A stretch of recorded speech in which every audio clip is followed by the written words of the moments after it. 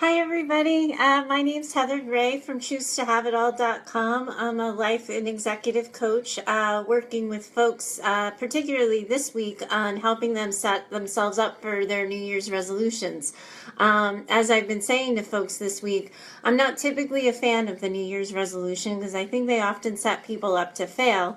But what I've done is I've broken it down into 6 strategies people can learn in order to set themselves up for more success in the coming year. My belief is that we all have the power to create the lives we want. We just need a plan, a strategy for getting there, and we need to make the choice that that's what we want, that we want our bigger, bolder, more daring lives. I think that sometimes we put these goals out there to the universe and we just on a wing and a prayer hope they'll come true, and we don't always take ownership over our goals and over the control we have in our lives to make them happen.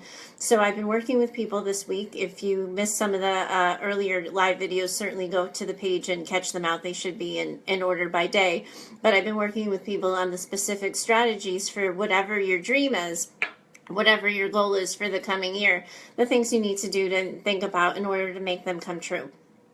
So one of the things I wanted you to start to think about today is a little bit scary, and it's a little bit vulnerable.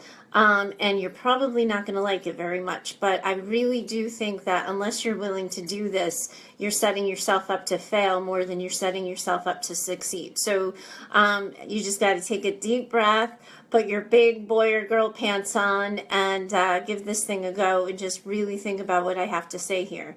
When I was thinking about how I was going to talk to you guys today and about the lesson I wanted to sort of explain to you, I started to think about those warning signs we hear in airports, bus terminals, and different public transportation places. And there's always this voice on the intercom at some point in time that says, if you see something, say something.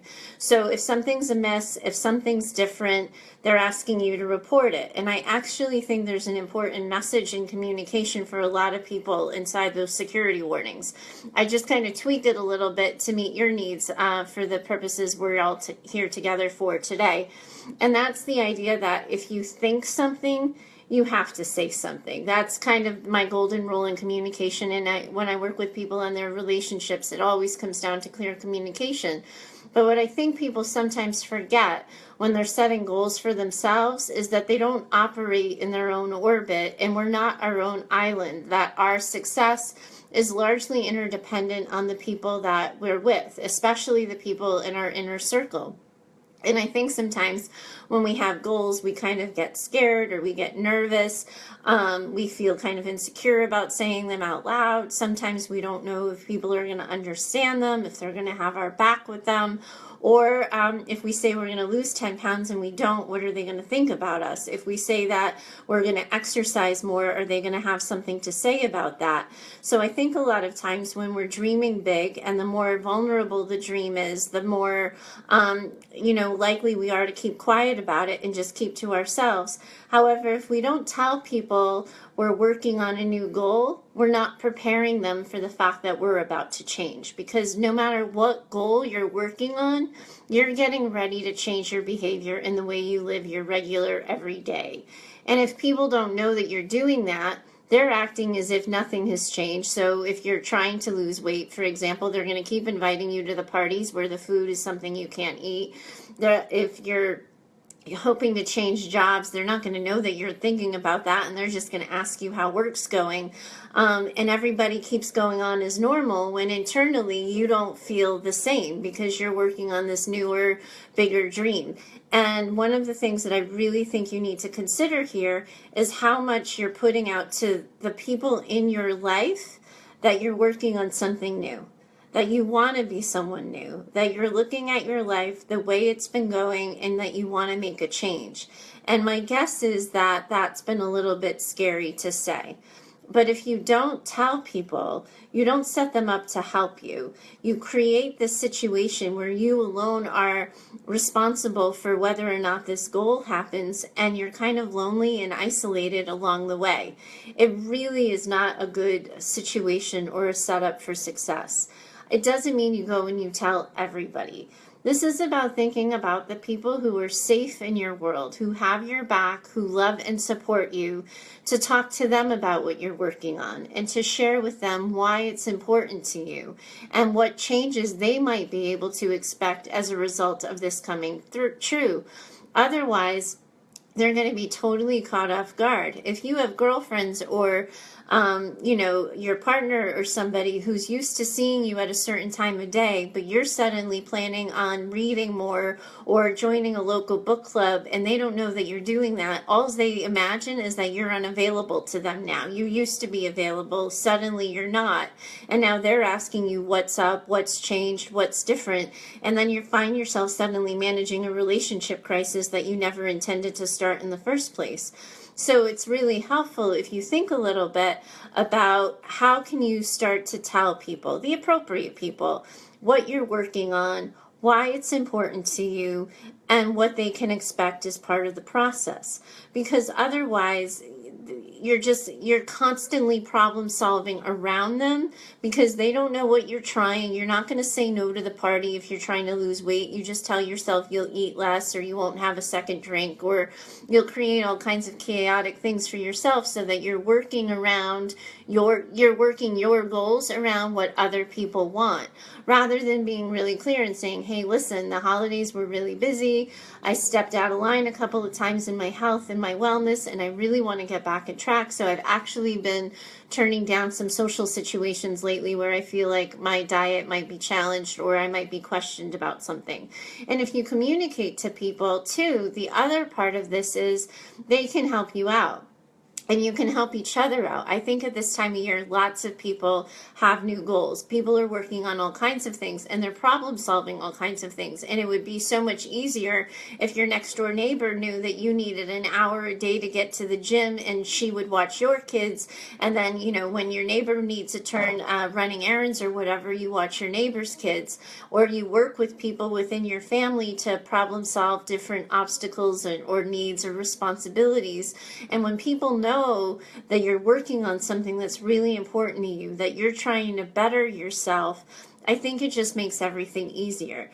That doesn't mean that it's not super scary or super vulnerable. It's really hard to live a new life and to try something new. I remember, it was over a year ago at this point, but when I was transitioning from my brick and mortar private practice to the online business that I'm currently running, I was really hesitant to tell people. And I tried to run the two businesses separately without telling current clients what the changes were coming, but also welcoming in new clients and not really letting them know that the old business still existed too. And it was just creating chaos because I was constantly in this game of double talk until I got really clear with people that I was trying to dream bigger, that I wanted to really significantly shift my career and where it was going, why I wanted to do that, and what I was hoping would happen next. And once people were included in the process, they were able to be more flexible in what they needed, how they needed it, how services got delivered, and the whole big picture for themselves because they felt included on my side of the relationship. And that's true that when you're living in a family situation or you have regular relationships with people that you're connecting to and talking to, if they don't know what's going on in your life and how your regular everyday is changing, they can't accommodate for it, but they also can't support you and they can't have your back and they can't cheer you on. And, right now, the other day, somebody posted, something, I think the hashtag was like January gym problems or something, but she was like in this weird back room on a treadmill that wasn't accessible to the rest of the gym because all the gym treadmills were were taken rather. And the reality is that those of you who, go to the gym pretty regularly know that that's what happens in January, right? Is that all the people sort of flood in and everybody's super motivated to change and they all want to accomplish something new. And then by February, you're fine and you always get your special treadmill because, people have shifted away from their goals. One of the reasons why I think that actually happens is because we're not sharing our goals with other people. We're not creating accountability for them. So it's easier to fail at them because no one else notices. But if we're willing to be vulnerable and to tell people what we're working on, they can support us on the good days, they can hold our hands through the bad, and then there's a system of accountability in place that sort of on the days when we feel like slacking or kind of keeping it to ourselves or skipping out on something, we at least know, well, wait a minute, if I do skip out on this, if I don't necessarily do this today, someone else is going to know. And if you call yourself out on it a little bit, you're probably less likely to skip out on it because you don't want the embarrassment, or it's not worth the skip, or, something like that. It's easier to talk yourself down and away from that. I really want you to sort of think about how important your goal is.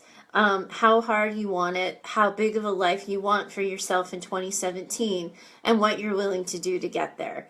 Because including people in it and problem solving around the goals that you're working on and asking for help in meeting those goals is going to set you up for more success. And it's super embarrassing when you try something new and it doesn't work. This online business, I've been really fortunate to have you guys in it with me, and I think I've connected with a lot of people pretty quickly, and I'm really happy with how the business is growing. However, a couple of years ago, I tried another side business in addition to my private practice, and I didn't get a single client from it. And sort of failing on that level was super embarrassing. But I also realized in that moment that one of the reasons why I failed is I wasn't willing to stick my neck out for the dream. I was playing it safe. I wasn't taking a risk, really. I wasn't putting myself out there, and I wasn't living my life with the intention that this was something that was really important to me. And as a result, it kind of faded. If we talk to people about what we're working on, about what's important to us, why it's important to us, they can join with us in it. If we leave them out of the equation, we can't blame anybody but ourselves when we end up lonely, when we end up feeling unsupported, because we, by design and by that decision have told the universe, this isn't really important. It's okay if you skip out on it. It's not that important to me. It doesn't mean that much to me. But the more intention you put behind your dream, the more you live your day-to-day life with that idea and mindfulness of what it is you want, what it is you'll no longer accept, the closer you're going to get to the life you want. The more you keep it to yourself as some little secret, as some little someday, as some little, well, maybe when there's time, the less likely it is to happen. But when you put it out there and you say it out loud, it starts to happen and it starts to shift. I know that I wasn't happy with my business before I made the change for a good long while. And it wasn't until I started saying it out loud that I started holding myself accountable to doing something about it and to making a shift. And it hasn't always been easy. No goal is easy. And we have setbacks and we have to fall down and get back up. And unfortunately, that's a part of the process. But if we don't include our people in it, and we don't include our relationships in it, our relationships aren't always with us when we get to the other side of our success either. I don't know how you do your regular everyday with making a major change like you're trying to make and not include the people in your life who are most important to you around that change. Obviously, if you have toxic people, if you have unsupportive people, if you have people who don't really want you to be bigger or braver or bolder because it's a threat to them, you're going to have to manage those relationships differently. But your regular everyday people need to know what you're working on, why you're working on it, and certainly how they can help. And you have to trust in the process that on the days where it doesn't work out and you fall and you trip, that they'll have your back and that it'll be okay. So there you have it. It's day 3. We're halfway done. I've got 6 days of this. I was just talking to somebody earlier saying maybe this challenge is a little too long. Maybe I'm giving too much information out there. And if I have and it's totally overwhelming you, I'm super sorry about that. But I'm so passionate about this. And I don't believe that success happens without a plan. And unfortunately, in my world, plans are pretty detailed and specific if you want them to come true. So hopefully you're enjoying this challenge and you're getting a lot out of it. I'd love your feedback and welcome your discussion. Certainly, if you have questions on how to have these tough conversations or ways to talk to people that you feel might be a little tricky or vulnerable, if you're brave enough and bold enough to share your situation in the comments below, I'm happy to jump in and help you and problem solve whatever it is you need to do. I'm really committed to your success here, and I want you to have the big, bold life that you want for yourself in 2017, so long as you make the choices that are going to get you there. Thanks so much for joining me again. I'll see you tomorrow, and have a great rest of your day. Bye.